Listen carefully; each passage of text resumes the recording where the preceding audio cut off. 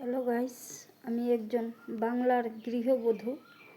আর একটা মেয়ের ক্ষেত্রে, একটা মহিলার ক্ষেত্রে, হাউসওয়াইফের ক্ষেত্রে পড়াশোনা করতে গেলে বাড়ির সমস্ত কাজকর্ম সামলিয়ে, বাচ্চা সামলিয়ে পড়াশোনা করতে হয়।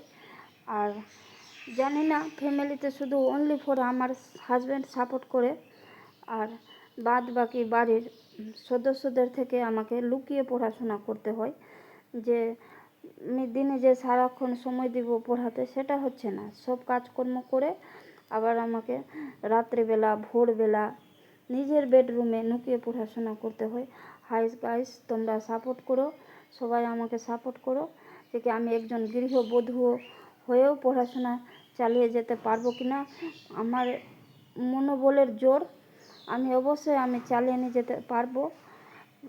কেউ সাপোর্ট না করলেও আমার হাজব্যান্ড অবশ্যই আমাকে সাপোর্ট করে।